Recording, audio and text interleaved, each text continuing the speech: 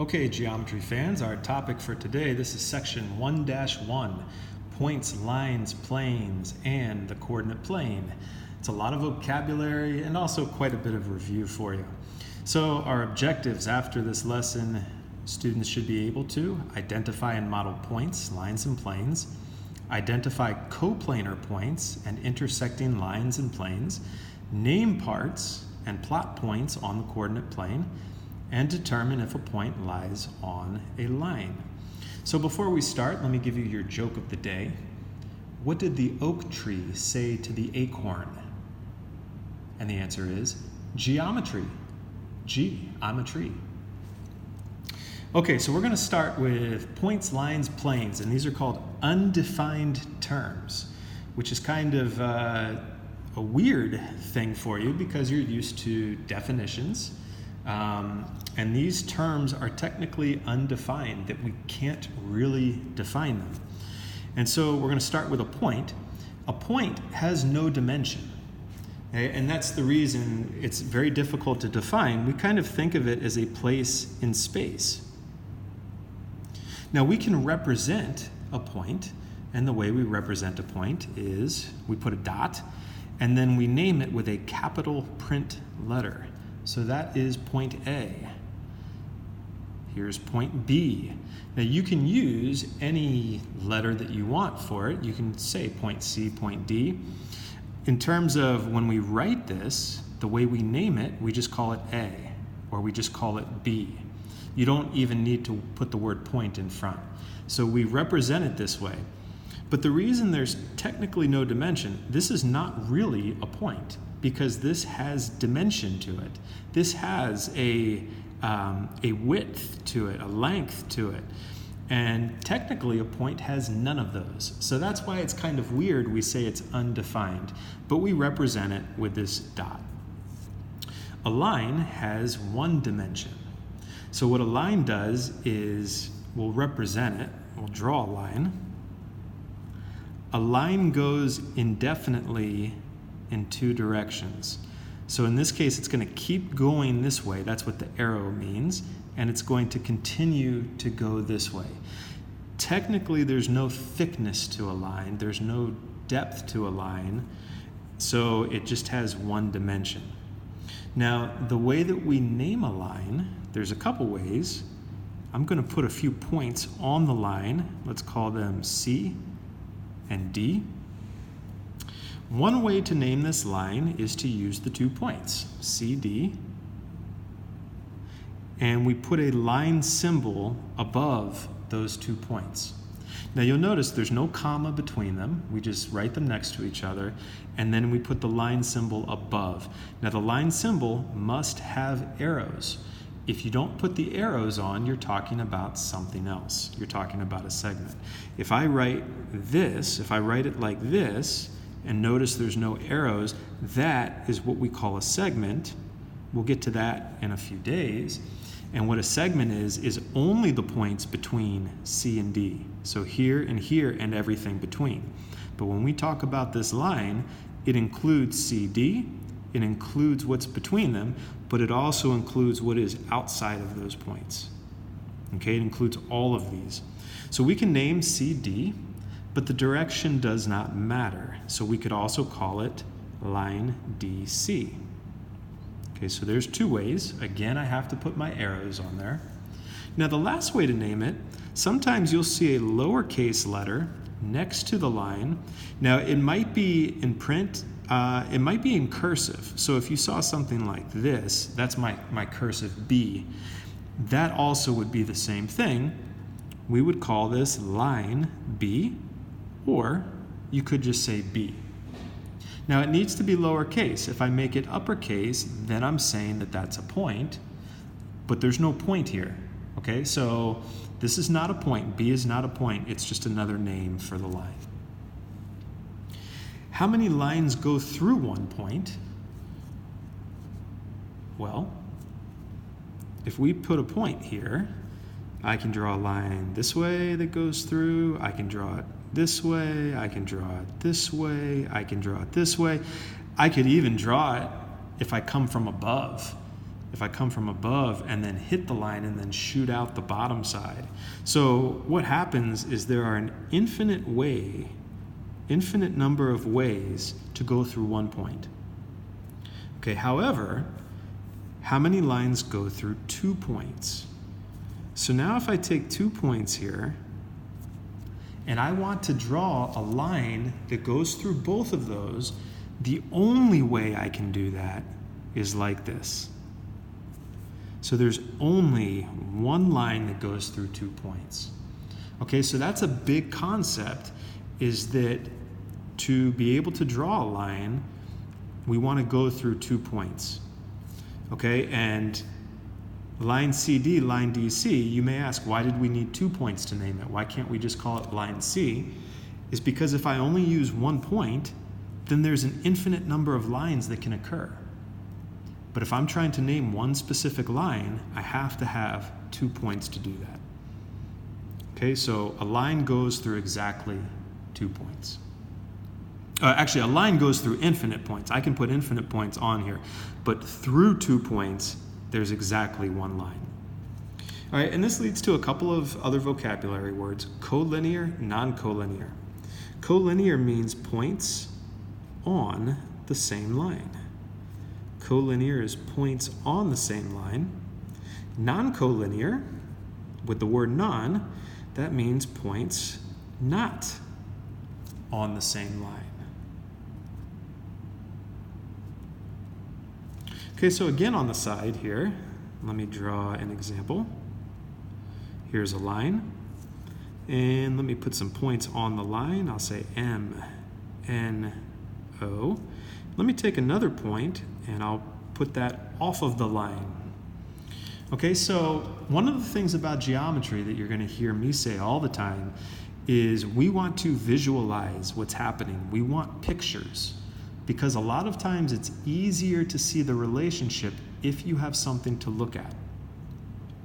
So collinear means points on the same line. Well, we have 3 points that are on this line, so examples would be M, N, O. Okay, and I'll write EX in front of that. Example, M, N, and O are collinear. Now, points that are not on the same line, can I name 3 points that are non-collinear? Now, this may be a little confusing to you. Well, we have 1 point that's not on the line, but we don't have 3 of them. So how can I name 3 non-collinear points? Well, the thing is, we only need to have 1 point off the line. If I said M, N, and P, for example, M, N, and P, when I put them together, they are non-collinear because they are not on the same line. I can draw a line through M and N. I could draw a line through M and P. Okay, I could connect through 2 points, there's exactly one line. So M and P I can do. I could also do N and P. But I can't draw one line that goes through all 3 points at the same time.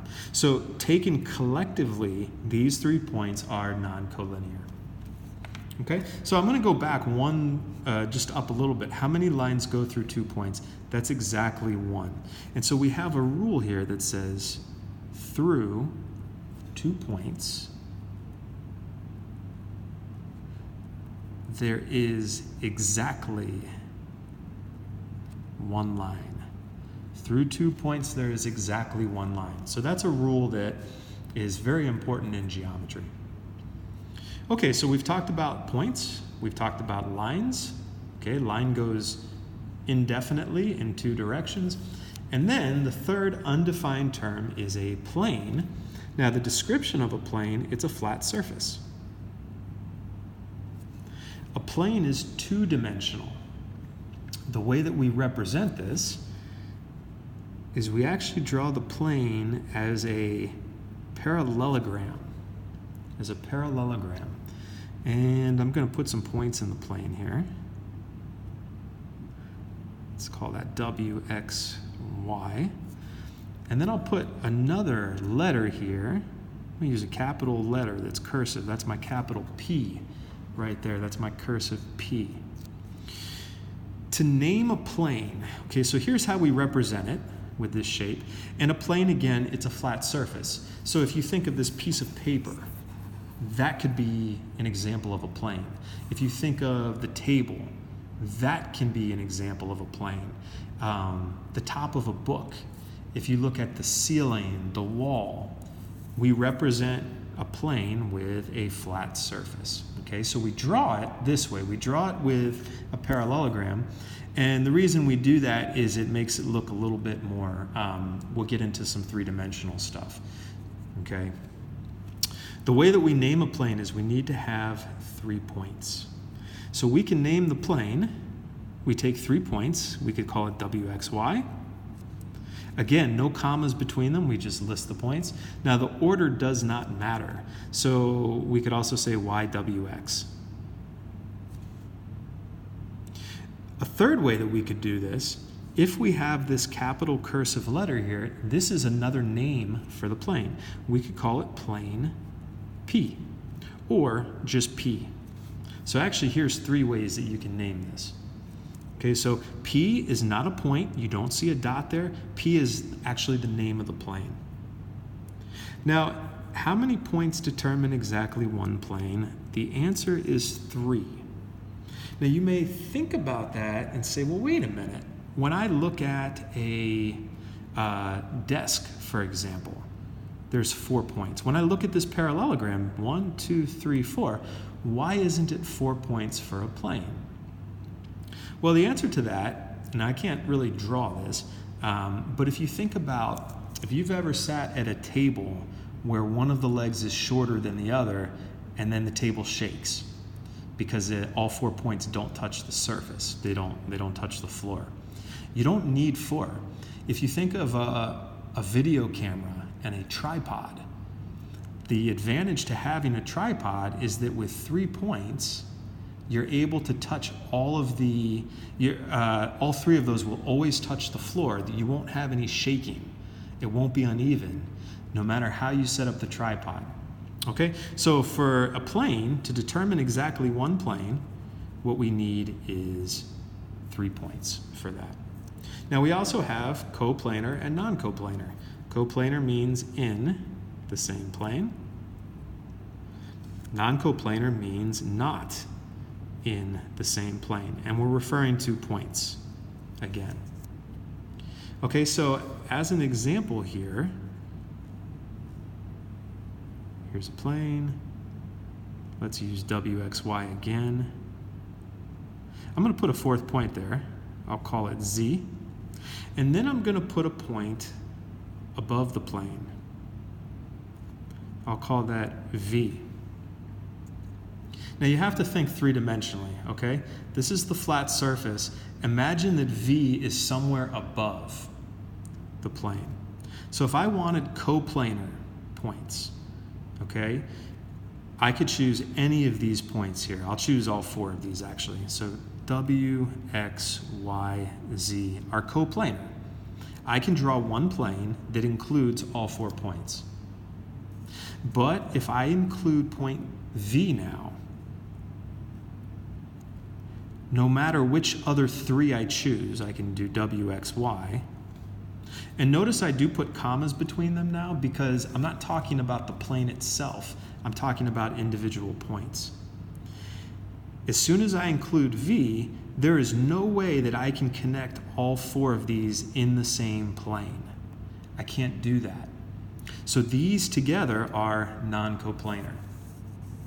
Now, a couple more pieces of vocabulary here before we end this section. We're going to write it at the bottom. The word intersection. Intersection is where things touch or cross. And the symbol for intersection is an upside down U. It kind of looks like an N actually. If I draw 2 lines, where they intersect is always going to be at one point. If I call the lines A and B, okay, now those are not points, those are names, and I say this point where they cross is I'll say N, that's fine. The intersection of A and B is equal to point N. So the intersection, I'm going to write this in words, the intersection of two lines is always 1 point, assuming the lines are not parallel or skewed, but that's another case. If two lines cross, their intersection is always going to be 1 point. So the intersection of line A and line B is the place where they meet, which is point N. Okay, and the other, and this is a little bit tricky, but what about two planes? Okay, and this is why we draw these slanted here. So here's one plane. Now I'm going to draw the second plane, and this is going to look kind of weird, like this.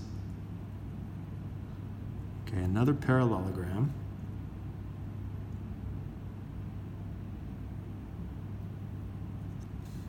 You'll notice the dotted line, because technically what happens is that this plane is cutting this one, but this part is below. So if you think of this as flat and then this is like a vertical going up and down, what happens is that this is the part that technically we can't see. Now where the two planes will intersect, where they'll touch, is this line right here. The intersection of two planes is equal to one line, equals one line. If you look at the wall and you look at the ceiling and look at where they touch, there's this thin band, it's almost a line running across. And so what happens here, these two planes, they're going to touch each other here, and with the arrows, they're going to keep going, because a plane goes indefinitely this way. It's going to keep going this way. It's going to keep going left. It's going to keep going right. So even though we draw the plane as a parallelogram, technically this keeps going right and left and up and down. It's the whole flat surface. And that is the end of part 1.